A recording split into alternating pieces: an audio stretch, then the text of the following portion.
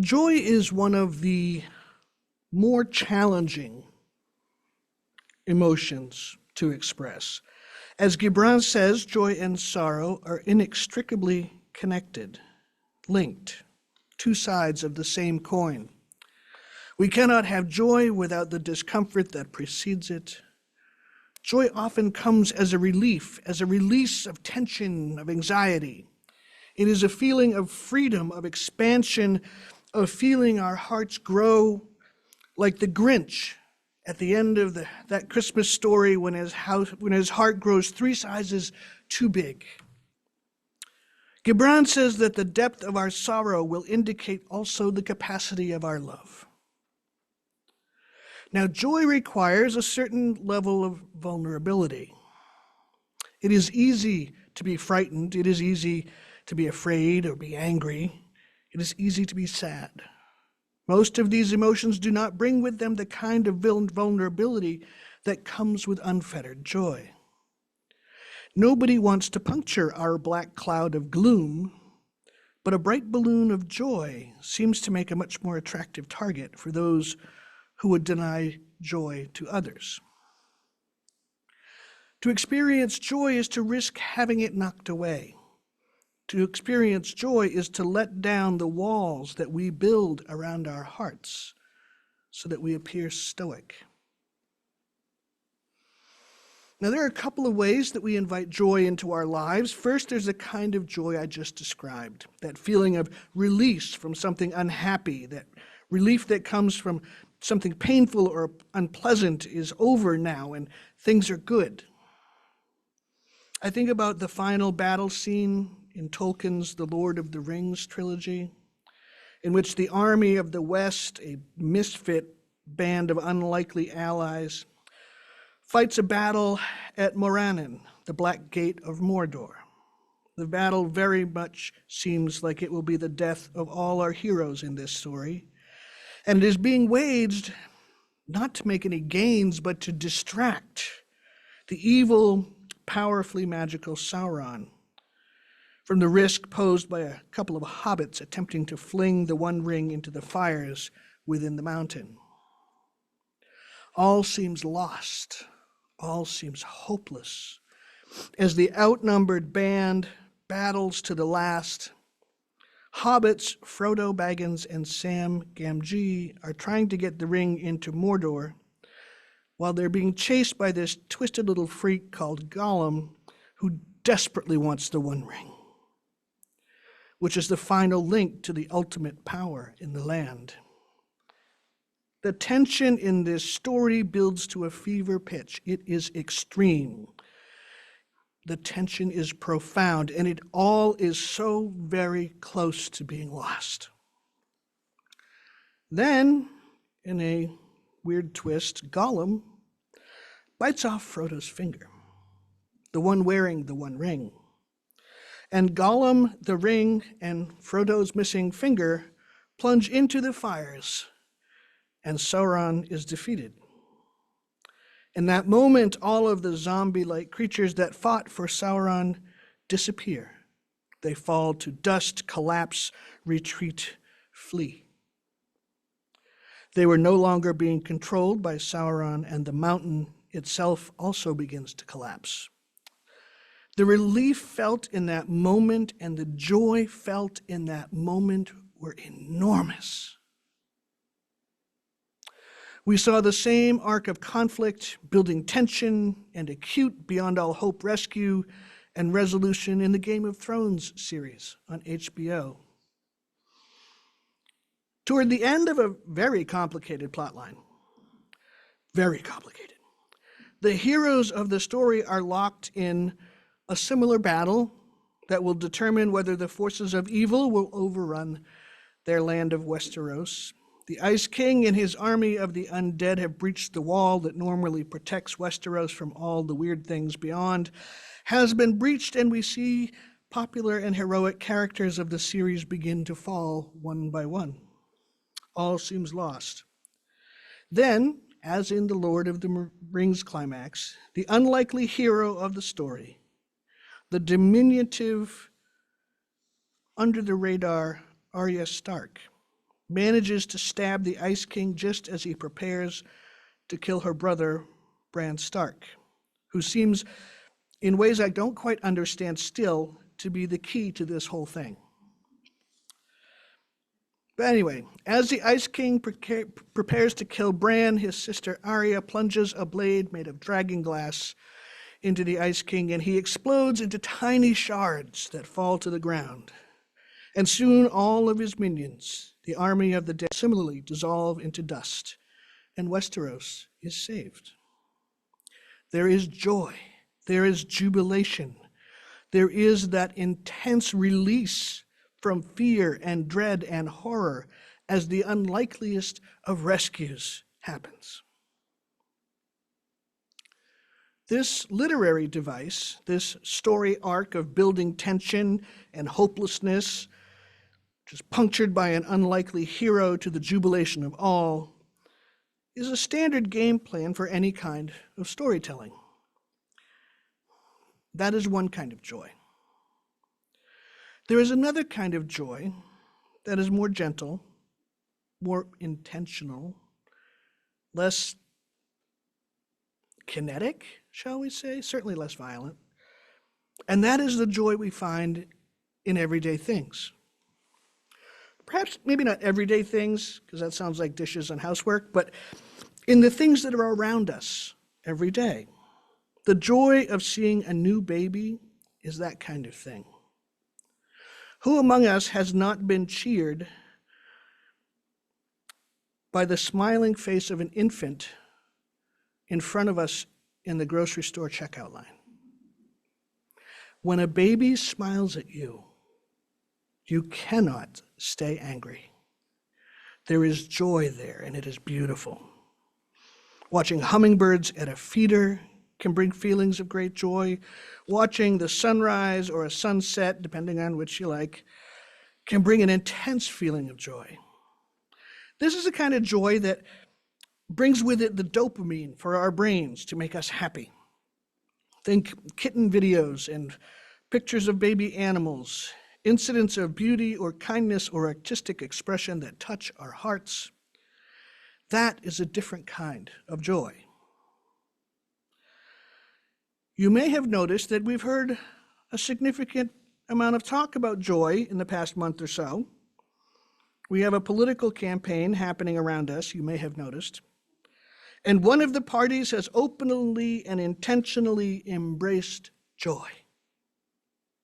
That party expresses joy at the beauty of coalitions, of diverse people, the progress that can be made when people who are different work together for a common cause, the joy that comes with humility and service. The other party seems to focus largely on fear and division. There is a fear of the foreigner. There's a fear of economic insecurity, a fear of loss of position and privilege. What happens if I cannot find work? Whose fault is that? Not mine. What happens if an employer prefers to hire someone who is different than me? What does that say about my own worth as a person, as a professional? Things that are new or different or unusual to us can feel threatening. And that is the focus of one part of the campaign. When we approach the new, the different, the unfamiliar with curiosity as opposed to fear, we choose to find joy. We choose to seek beauty. We choose to seek common ground. And when we choose to explore what we might learn from this new experience, we choose to seek love. And this is where we can be intentional about inviting joy into our lives. There's a special kind of joy that comes from giving. When we give freely, whether of our own money or other resources or of our time, we experience a joy that is unique. When we volunteer at a library, a museum, a food pantry, or at church, we experience a kind of joy that is unique because it does not come from observing or participating in some situation that is outside of us. It is the giving of ourselves that brings joy. Sometimes when we volunteer for a project, we are tired and perhaps sore at its conclusion. Can anyone spell yard sale? But that does not diminish the joy we feel at having participated in a good thing that is far larger than ourselves. When we feel joy, particularly from a new experience or a new knowledge or understanding, we often want to share that joy with our friends. We say things like, "Oh, I just read this book and it was wonderful. I think you'll like it. Here's the name of the author and the title of the book." Or better yet, "Here you can read my copy." Right? We do that. When we find a new restaurant that we really love, we are eager to share that information with our friends because we want them to feel the same kind of joy that we feel. I remember when I was thrilled to find a really good Indian restaurant up in Bloomsburg. For real. I've been missing Indian food. And this place is called the House of Naan. It has excellent food for like $6. It's awesome. Right? See? When I found this restaurant, I eagerly told people I know about this discovery. Mind you, you all have lived here for decades. For me, it was new. And so when we invite people to share in our joy, we build relationships and connections that get deeper with every step. I found this great museum. There's a fantastic vegan restaurant you might want to try. I participate in this online meditation group that I have found really enriching. I'd like you to meet my friend who does the same kind of art as you. I go to this church that's really cool and I think you might like it. Ooh, and it's funny, that's where Unitarian Universalists often tense up. We will invite people to join us in any number of joyful, happy, fantastic, enjoyable experiences. But we come up short when it comes to inviting people to share in this community that we all find to be a significant part of our lives. And I know it means something to you because you keep showing up, for which I'm grateful. You come in and you greet your friends and you connect with people and you sit down and we breathe together. We learn together. We sing together. We get our energies and our breathing aligned and we have a shared spiritual experience. Dare I say we find joy in this experience, in this community, in this congregation. My goal this morning is twofold. First, I want to encourage you to seek joy. I want to encourage you to invite joy into your life. When you get up in the morning, I invite you to say to yourself, today I will look for joy wherever I go. And you don't have to do a lot more than that, really. Sometimes just saying such a thing out loud, even to ourselves alone in a room, is enough to cause us to pay closer attention to our world as we move through our day. Invite joy in. Invite joy into your heart, to your mind, to the things that you do every day. The second thing I want to encourage you to do is to invite others to share in your joy. In Western culture, at least in parts of it, there's this profoundly weird reluctance sometimes to invite people to share our joy. I think we are afraid that someone will laugh at us, call us silly for finding joy in this thing or that thing. Remember a few minutes ago when I said joy requires some vulnerability? Well, this is where that happens. We feel joy, but somehow we are afraid to acknowledge that. We fear judgment. We fear being hurt for what we enjoy.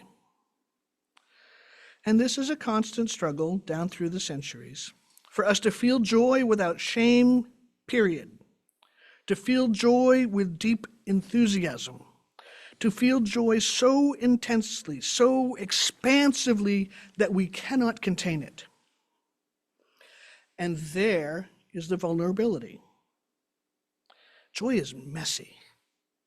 Joy is something that we cannot control, cannot contain, cannot bottle up with a cork. We cannot pretend that we are somehow above such a base emotion or the irrational expression of that emotion.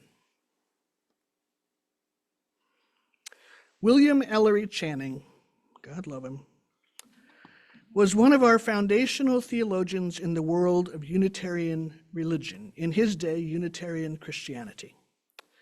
It was Channing who offered the idea that humans could aspire to godly perfection, aspire, not achieve, if only we could separate ourselves from what he described as those base emotions. By that term, he meant emotions so strong and powerful that they must be expressed, we cannot contain them. He preferred that we find a dignified, restrictive, less coarse manner, coarse, C-O-A-R-S-E, manner of expression. In Channing's mind, feelings of joy and transcendence and rapture were acceptable, but they must not be expressed in ways that he found undignified or unruly. Now, certainly there is a large dose of white supremacist culture in this philosophy. White Europeans, specifically the Calvinist Puritans that founded this continent, that colonized this continent, let me be clear, strove to separate themselves from anything that might be considered passion. And Channing desperately wanted to be separate from his body and what he deemed its immoral desires. Struggling as a closeted gay man, he would study all night and then sleep on the bare floor next to his bed in an attempt to rid his body of its impure desires.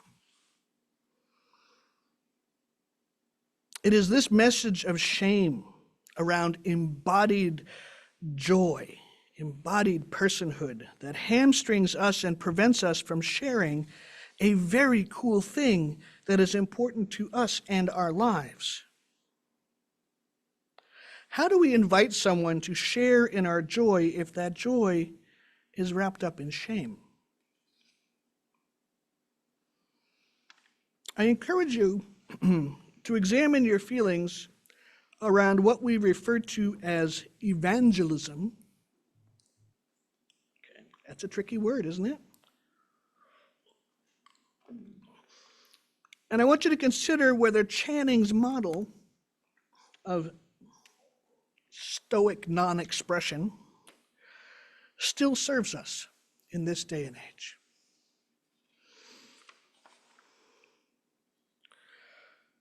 I encourage you to welcome joy into your heart, into your life, into your body.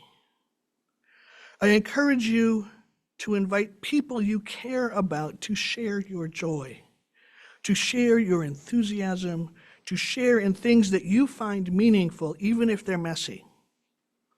I encourage you to be open to joy wherever you find it, and to embrace it, and to feel it in all its glorious chaos. However deeply you experience emotions, I encourage you to feel joy as deeply and as passionately as you feel grief. I encourage you to feel joy as deeply and as passionately as you feel despair. I encourage you to open your hearts like the Grinch. And I want you to visualize this if you can, to open your hearts to the joy that is around us every day. Invite joy in. Invite others to share in your joy. Next week, we'll talk a little bit about how to do that with church. Invite joy in, and invite others to share your joy. May these two invitations to joy guide and support our hearts as we go about our week. Amen.